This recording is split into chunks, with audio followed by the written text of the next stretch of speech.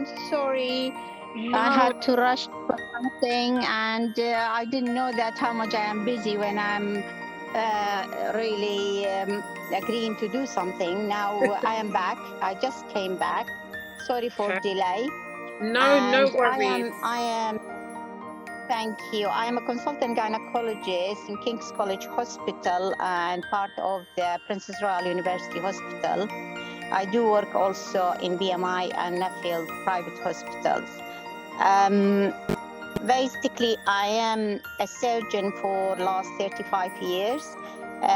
Don't take me wrong. I am not always pro-surgery for anything, and especially for the fibroid. And I live in the area, of course, around King's College, how many the African Black women, they have the fibroid and they attend our clinics. And I've been dealing with different type of fibroid and different type of women. Every woman have different.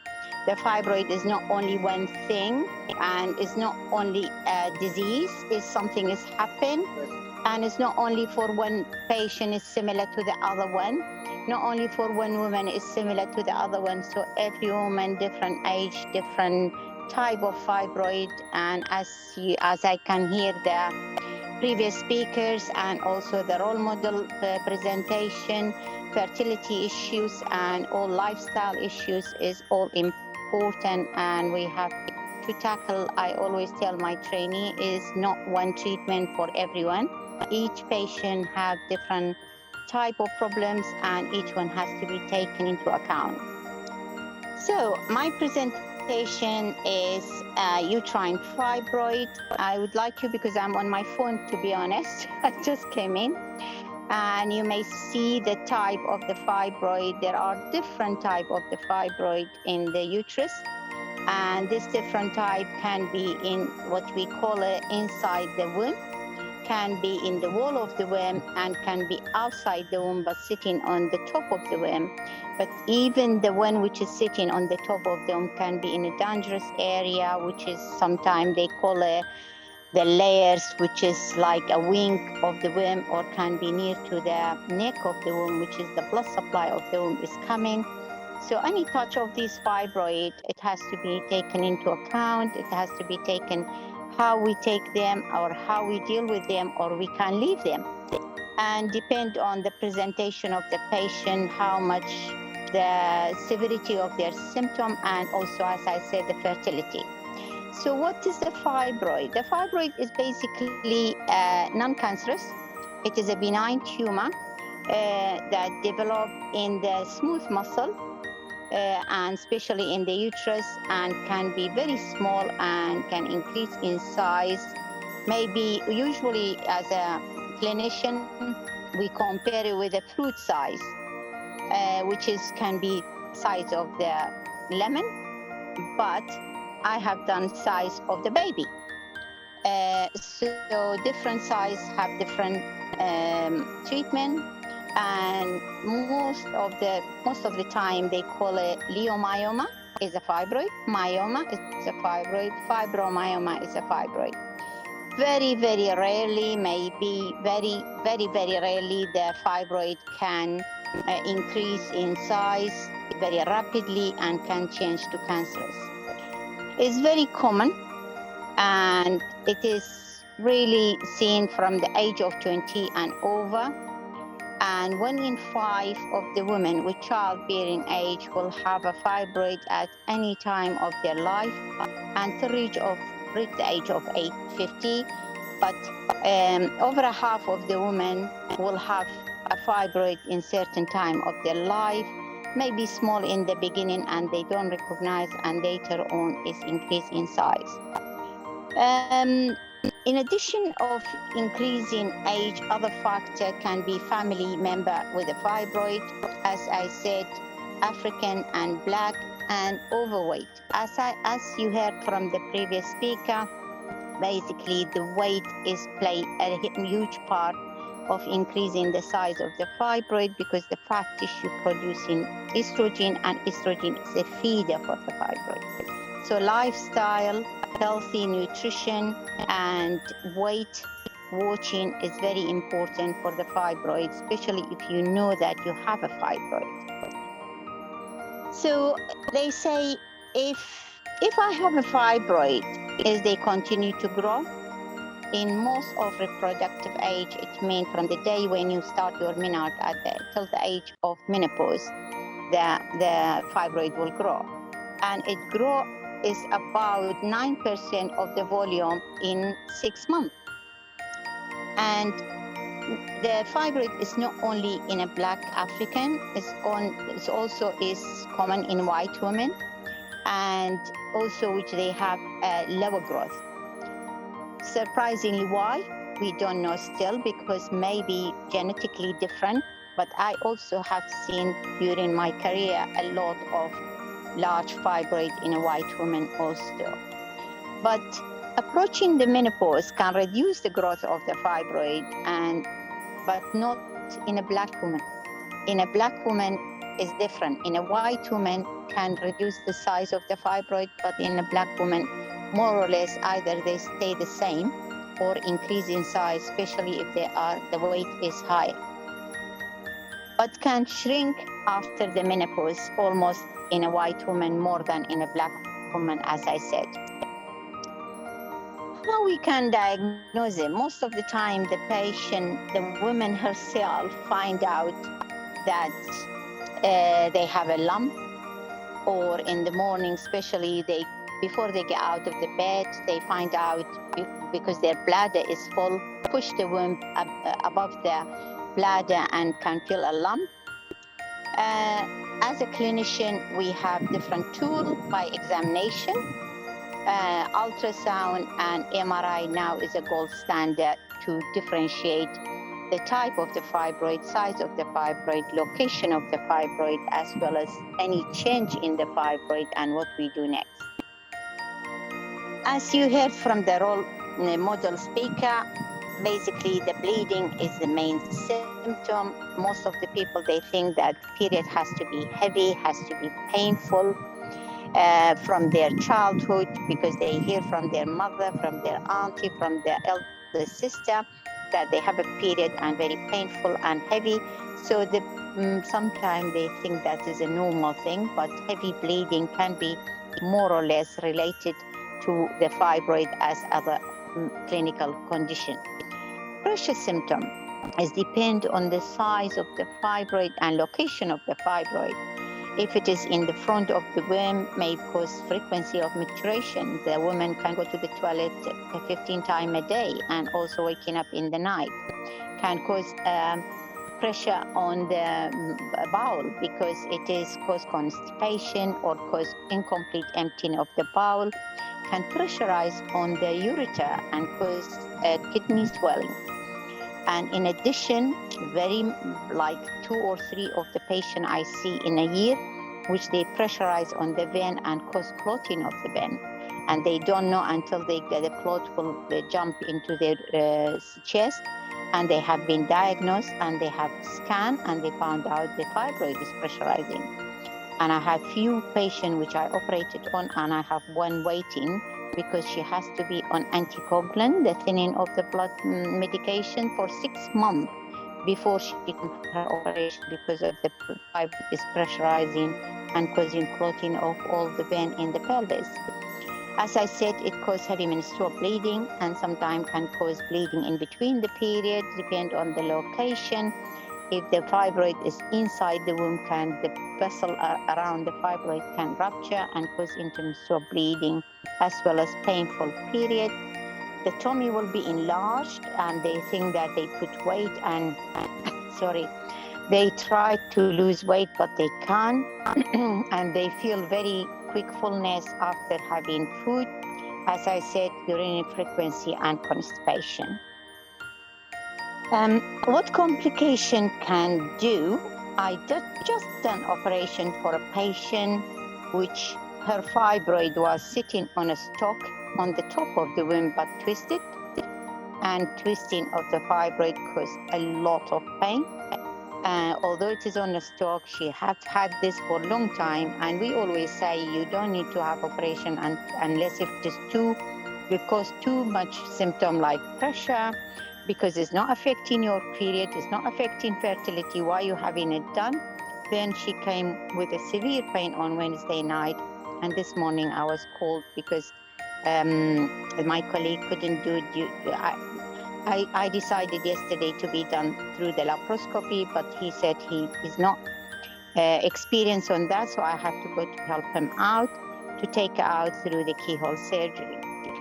The red degeneration, why we call it red, is like when you leave the meat outside, it becomes red and like very offensive because and the pain of red degeneration because the blood supply to the fibroid become less due to enlargement of the fibroid. The pain, as I understand from the patient, is like how someone have heart attack. So because it's ischemia, it's same as a heart attack. So can cause, we call it red degeneration, and is very common during pregnancy because the baby take most of the blood supply from the womb, and the blood supply to the fibroid reduce and cause red degeneration, and it has this complication also affecting the pregnancy. The other complication can happen with the fibroid is fat degeneration, which can change to fat, which becomes soft. It's easier to be treated. Hyaline degeneration is become like a cyst. It's all inside, it degenerate, is gone, and only the shell of it and full of fluid. As I said, also can be calcium degeneration can become like a rock. The calcium deposit inside the fibroid, and when you take it out, just like a rock. The other problem is sarcoma. Sarcoma, the fibroid can decide to change to the cancer, and we call it sarcoma. And this is usually is happen, and it is expected when the patient didn't know or have a very small fibroid for years and suddenly find out increase in size, pain, and heavy bleeding, and affecting her loss of weight and abdominal distension. That is usually can be a sign of sarcoma. And other problem, which is infertility. Infertility, it depends. Usually the women with a fibroid itself has less affected for fertility. Why? Because it is either in the wall of the womb, which may be small, or sitting on the top of the womb, unless it is what we call a submucous fibroid. Submucous fibroid, it is inside the womb. And when it is inside the womb, it doesn't let the embryo to implant. In addition, increase the surface of the inside the womb, so it doesn't let the egg and the sperm to meet. And also it causes a lot of bleeding, heavy bleeding, intermenstrual bleeding. In addition, it's like a foreign body, like a contraception, like a coil, is sitting inside the womb and doesn't let the pregnancy to grow, and can distort the anatomy, especially if it is around the tube, may affect the tube to be blocked.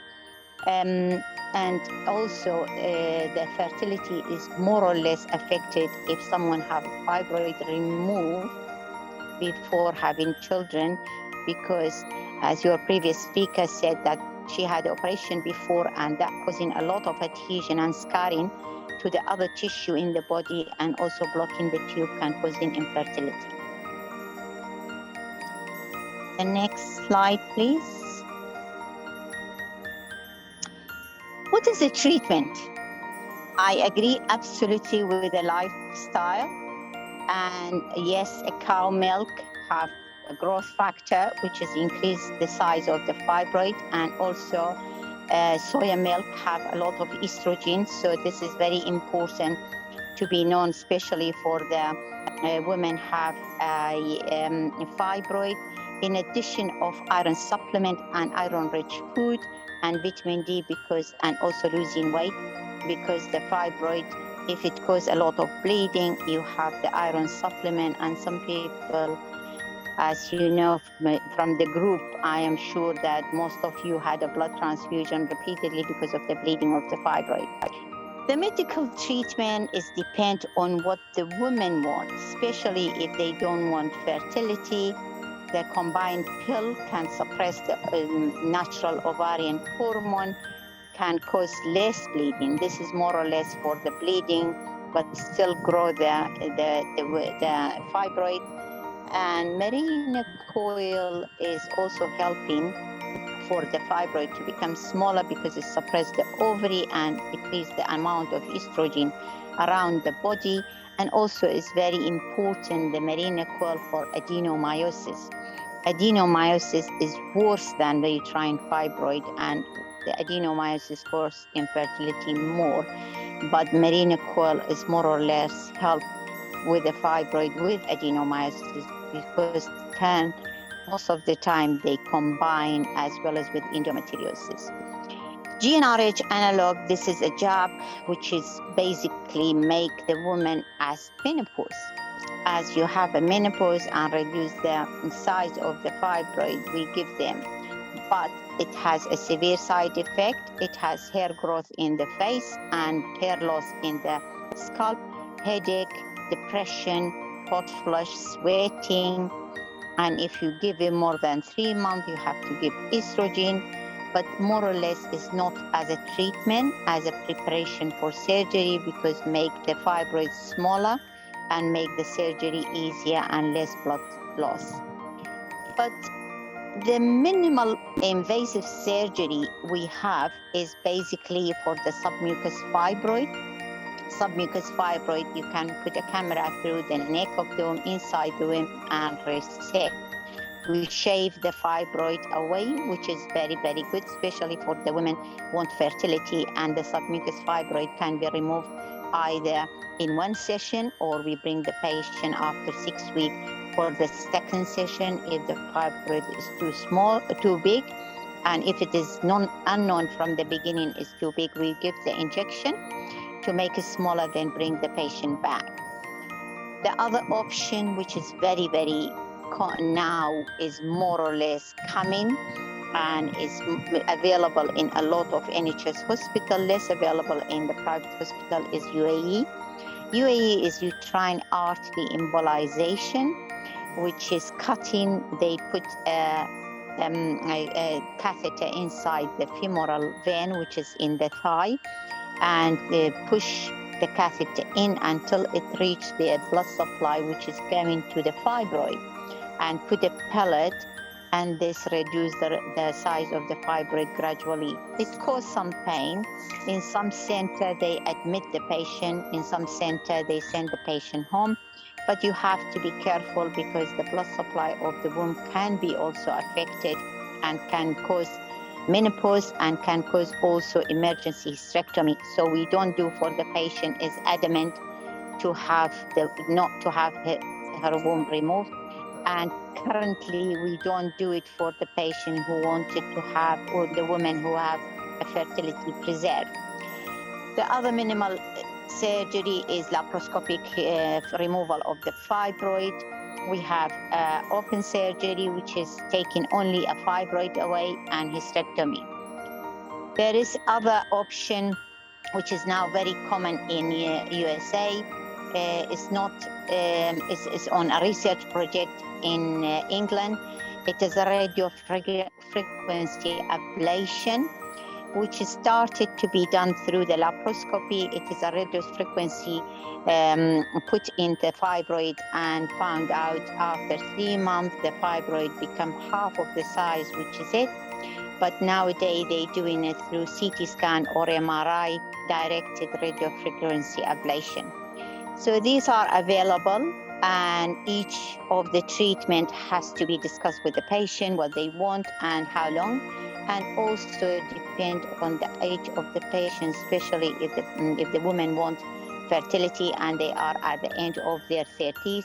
We have to be realistic and how much you can do and how quick you can do, because the UAE, uterine artery embolization, have a long list, and especially the lockdown and COVID pandemic didn't help because most of these surgeries been postponed.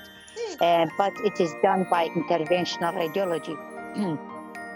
And this is a UAE. It is an outpatient procedure under local anesthetic.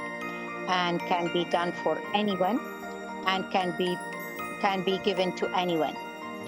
So it is important the woman to know this is a possibility, and sometimes maybe the surgeon is not very much aware or forget about it, or they are in their mind only surgery.